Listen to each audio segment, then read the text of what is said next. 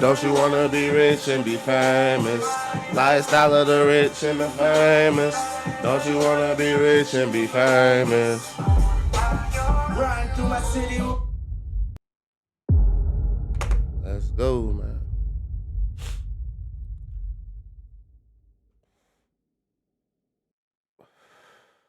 Imagine a man so feared that just hearing his name can silence an entire room. He is the most feared man in Mexico. With a single phone call, lives can disappear. Entire families can be erased, not as a threat, but as a warning. That fear is his real power. El Mencho isn't just another drug lord. He commands a criminal empire worth billions, enforced not by publicity, but by absolute terror. While others chased fame, flaunted. I'm just gonna make sure I'm actually recording because I'm still new to this and I'll be mad as fuck. And I was. But that's the type of Virgo I am. I'm always gotta check the fire, make sure the shit don't blow up. I be fucking up, man. Watches and built narco mansions, he vanished into the mountains, protected by killers and surrounded by silence. Some believe his fortune surpasses El Chapo's fortune. Today we dive into the world of El Mencho, uncovering how much money his cartel really makes, how massive his fortune might be, and what his hidden lifestyle actually looks like.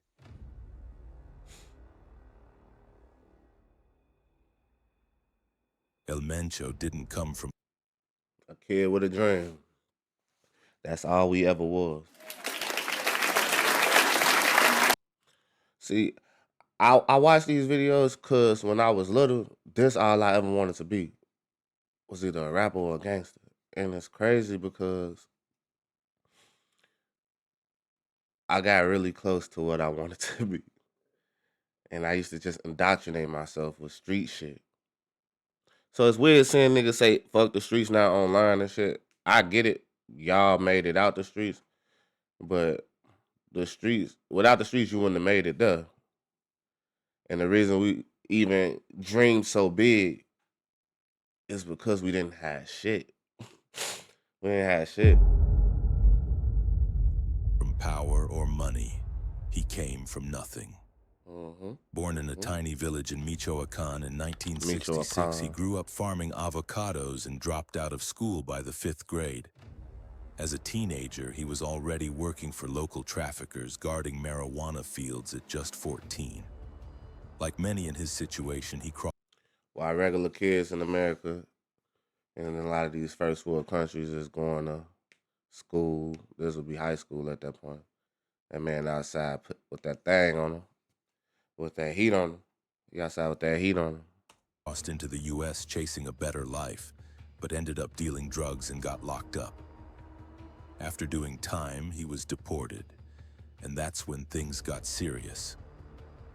Back in Mexico, he briefly became a cop, then flipped sides and joined the Milenio cartel. How the fuck you become a cop if you got deported? See, that just shows back then the system was crazy. His rise was fast. He married into the Valencia clan known as Los Smart Queens man. and gained power quickly. By the 2000s, he was running key territories, feared for how cold and calculating he was. When the Milenio cartel fractured, he made his move, took over the strongest faction called Los Torcidos and rebranded it as CJANG. From there, everything exploded. His cartel expanded fast, armed to the teeth, and was...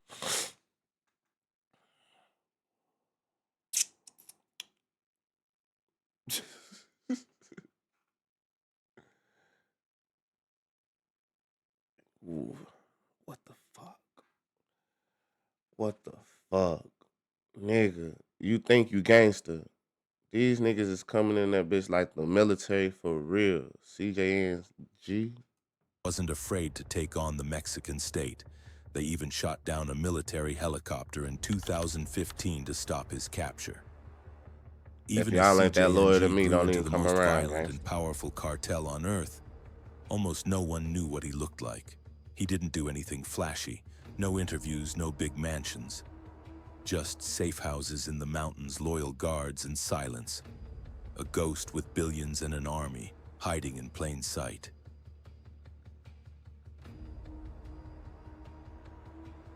Running one of the most powerful cartels on the planet means El Mencho isn't counting stacks, he's counting billions.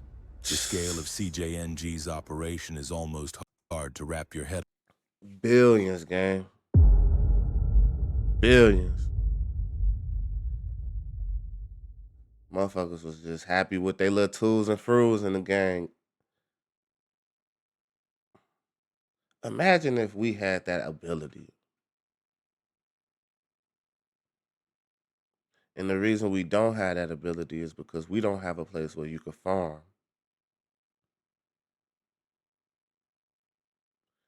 But if black people had the resources and land that these guys were able to create and like develop over these decades. Because one thing they don't want to talk about when they say fuck the streets, right? The streets is how everything started. John F. Kennedy dad was a fucking gangster. Trump dad was a swindler. You see what I'm saying? Like, but to get to the next level, a lot of your family gonna have to sacrifice themselves to get for the next generation. The streets ain't supposed to be generational unless that's what you do. You know what I'm saying? A lot of shit got its root in the ground. And then they clipped it up and made it look like these banks, slavery, fucking trafficking drugs. Literally, they was trafficking opium in China. These banks, if you do your research, everybody did some gangster shit to get their money. Only our generation think we still supposed to do it and live it as a lifestyle. That's only for 1%. That's only for 1% of people being a gangster. We need 99% of the world to, you know what I'm saying? 99% of our world. If we had the resources that they had, we could have been crazy with it. But since we don't, we should utilize. If you're in the streets, like that little petty money y'all niggas is doing, bro. We need to pick a niche, pick a niche in the trap, and we need to figure out how to expose it. Like we can't fucking farm. Fucking create LSD, nigga. Create fucking. We need to be in this bitch with labs. Then, like, if we can't farm it, we need to be able to do it in the goddamn in the lab. I'm saying too much. Man, petty ass. This nigga made billions. Around. Just from drugs like cocaine, fentanyl, and methamphetamine, estimates say the cartel pulls in well over $15 billion a year. Cocaine alone brings in the biggest. I was just trying to make 1,000 a day, gangster. If I made 1,000 a day, really like 1,400, because that mean 1,000 to be profit. If I made 1,400 a day, 1,500 a day, I was straight. Just watching that bitch compound. And I'm nasty with it. Nigga, I'm finna eat Wendy's every day. I'm finna eat Wendy's every day. I know how much it costs. Nigga, I'm finna eat Wendy's every day. Nigga, I'm spending $12 a day on food. $12 a day, making $1,400. I thought I was balling. Chunk, fentanyl is right behind it, and meth fills in the rest. And that's just the drug trade. That doesn't even include all the other hustles. See what I'm saying? All those are shit that been made in factories, my nigga. Meth, fentanyl, fuck with the other one. All that was made in the factory. So they even moving away from farming too. They expanding. Like we can't, we don't have the land to do it like that. But if we had connects to Africa, we could run the world. I know there's opium in Africa. I'm sorry. I'm not gonna say that. They're involved in. Over time, that kind of money gave CJNG a war chest that rivals legitimate global corporations. One former DEA agent even said that CJNG and its financial arm, Los Quines, had more money than the Sinaloa cartel. That's saying a lot. So how do you even make and hide that much cash? The short answer. Imagine being able to build anything just by thinking about it. Good question. Meet Base 44. How do you complete have that AI money? creation Diversify everything. Okay. Unlike older cartels that mostly focused on drugs, CJNG transformed itself into a full-blown criminal corporation. I like this guy. Mencho, I like you. Narcotics are still the backbone, of course. Of course. One of their biggest side. And that's why it's hard to say fuck the streets, gangster. Because that's what you're supposed to do. You're not supposed to use the streets as your only income. You're supposed to diversify your portfolio, my nigga. You're supposed to be James St. Patrick's at the end of the game. You start the. All right, bro. I'm fucked up in the head, so follow me. Life is a game. Life is a game. You start off at level 0. You have to build your way up. And I look at every age that you go up is a level. Technically, it's a level, but you could be stuck still at but your big ass age is over here So now you're fucking dun. You get me? Life is a game, my nigga. Why did I say businesses has been stealing oil and gas. Life is a game. You're not supposed to be the same person when you fucking die. It's okay to be a criminal in the beginning. Diversify your portfolio. If you was really a gangster, you supposed to do gangster research. I'm not finna fucking tell you how to be a gangster, my nigga. If you was a gangster, you was doing gangster research, my nigga. This is gangster research. Figure out what gangsters do and get the fuck on. This is not the streets is not the long game. That's why it's fuck the streets. But you can't say fuck the streets because the streets is the bedrock, the fucking foundation of everything that you can build upon. It's been done for generations. Everyone knows it except for us, even though we do know it. We just got punished the hardest. White people got to be fucking criminals for fucking centuries and nobody punished them. They run the world now. Our daddies and them sold drugs for fucking 2 decades. Some of them got lucky 2 decades and then end up doing 40. Luckily, what they really say is you do 5 years of really balling, 5 years of fucking balling, and then you go do 25 years in the prisons. That's what our family got. So we understood that you gonna have to be in the streets, but that's not unless you want to be a gangster. You know, it might be one of everyone. That's why I want you to know. Only 1% of the world is gangsters, my nigga. And it's probably point something. For real. I'm being generous. It's 1% of the world, my nigga. If you have 10 kids, like, only one of them probably could be a gangster, my nigga. Like, it's not an everybody thing, bro. So the streets will be the streets. You're supposed to get out the streets and uplift and move forward. It's not fuck the streets. It's build off the streets, nigga. Gasoline by tapping directly into Mexico's pipelines. These niggas got a practice gasoline, known as bro. huachicol. According to government reports, this alone has cost Mexico billions in revenue. Just stealing gas. By the mid-2020s, CJNG was reportedly making hundreds of millions a year just from stolen fuel. On top of that, U.S. investigators This is no longer gangster shit. This is crime. This is crime. And this is a criminal enterprise. This is like, if you're gonna do it, you get me? If you're gonna do this shit, like, but that's why, like, you can't be no fucking idiot and get to this level. They be over there talking like, oh, they can't read, they can't speak. These niggas, what the fuck reading in English ever did if that... These niggas decided, I'm about to steal the government's gasoline and sell it. Come on, man. Covered their involvement in scams like ripping off tourists and retirees with fake vacation deals, along with other white-collar crimes designed to wash dirty money. But these niggas scamming and everything. They hitting the phones. They telling oh my fucking look. This shit made me feel so good inside. Man, I really wish y'all got it, bro. I love seeing a good fucking gangster story. I hope he didn't snitch. Money is only half the job. Hiding it is just as important. Yeah. But to do that, El Mencho followed a classic cartel strategy. Funnel the cash into businesses that appear totally normal. Throughout the 2010s, front companies tied to his family and inner circle popped up all over Jalisco. Money laundering. In 2015, the U.S. Treasury's Office of Foreign Assets Control, OFAC, dropped the hammer, blacklisting a huge network of businesses connected to CJNG.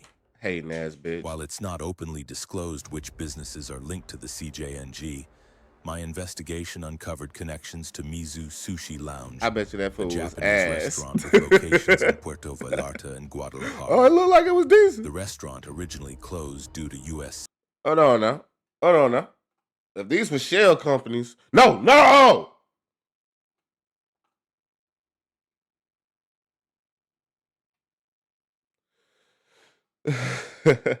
If these were shell companies, I'd be mad. But if the food good, y'all gotta shut the fuck up.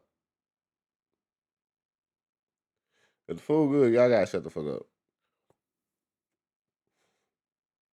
That's just how I feel. Respectfully. I gotta fix my camera. I don't know what the fuck I'm doing. Hey, y'all just gonna learn it. Or not, because I'm gonna edit this shit out, bitch ass boy.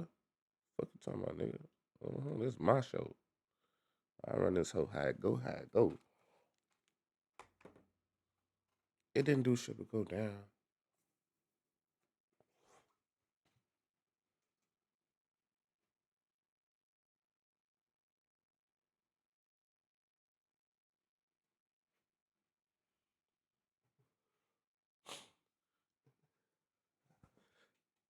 I think that worked.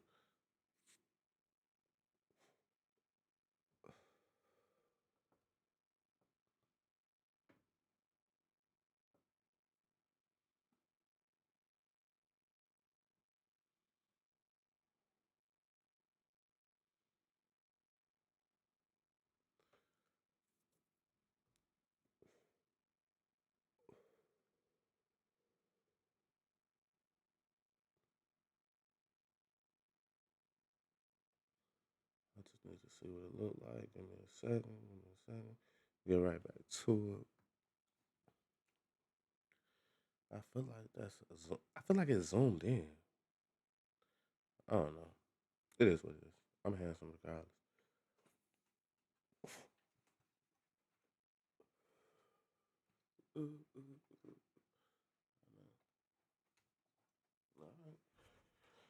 Back to the regular scheduled program, guys.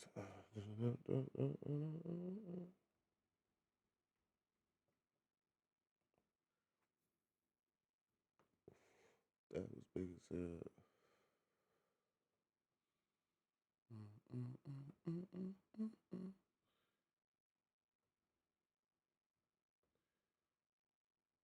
Back to what I was saying before I was so rudely interrupted.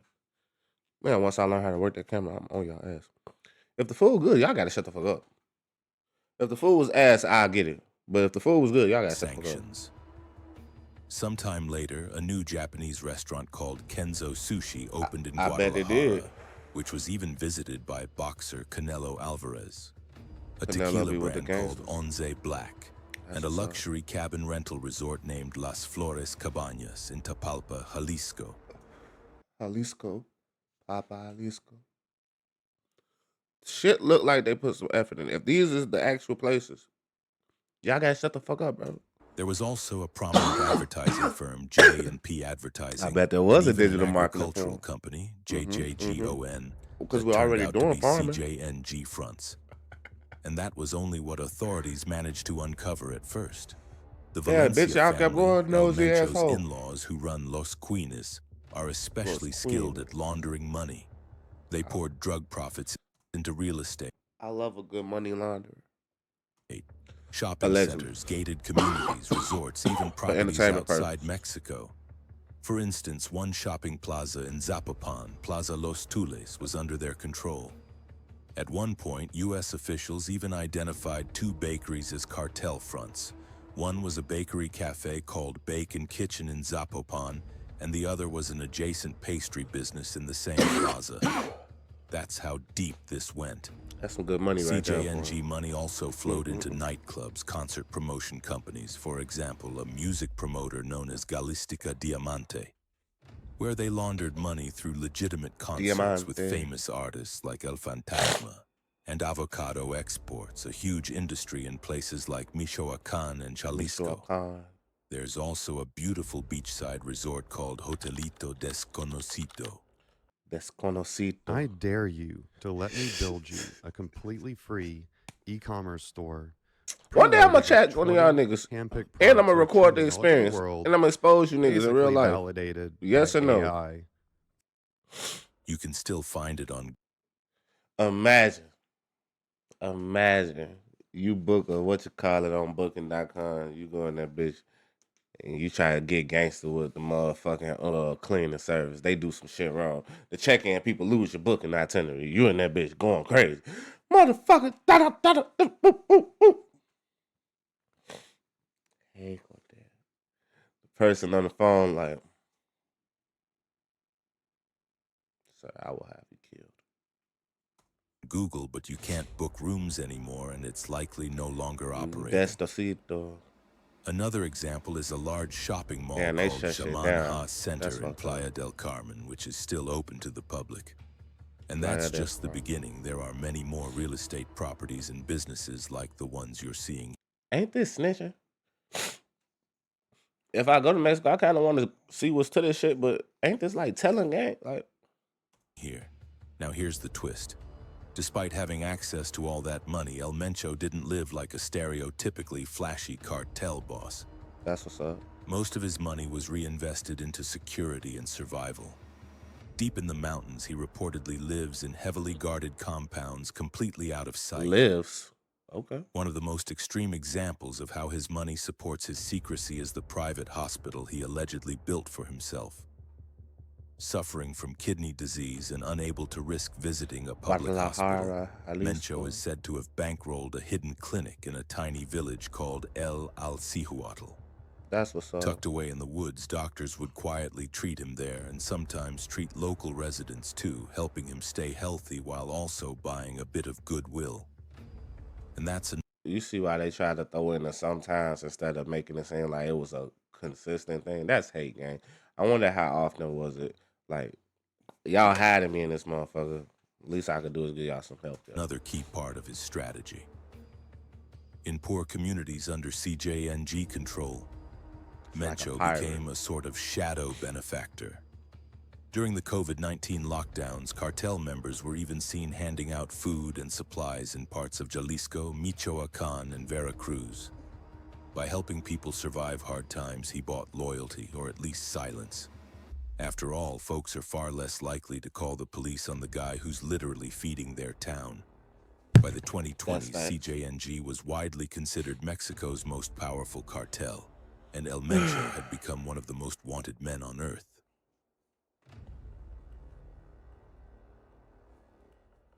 That's a real good So how question. rich is El Mencho really? That's a tough question because let's be honest, the guy isn't exactly turning in tax forms every April. But even with all the secrecy, authorities and experts have thrown out some absolutely wild estimates. According to the head of the DEA team in Los Angeles that was hunting him, Agent Kyle Morey, El Was Mencho may hunting have him? at least $50 billion in control. Yeah, billion, with a B. He straight up beat what Joaquin El Chapo Guzman had at his peak, which was $12 billion. That's crazy. If those numbers are anywhere close to true, that would make Mencho's cartel one of the richest criminal organizations ever. To put that into perspective, Pablo Escobar was estimated to be worth around $30 billion in the early 90s, and Mencho may have blown past that. Even Yeah, Ismael but 30 billion and 30 billion in the 90s and 80s. It's completely different than fucking 50 billion today. I'd probably say that would be like closer to 90 or 75 billion dollars. I see Cordell over here. He wants to steal the show, so fuck it. Get that nigga a second on camera. Mm-hmm. Nah, don't run that nigga. Yeah, don't run that nigga. Look at the camera. Look at the camera, Cordell. Look at you. All in the video.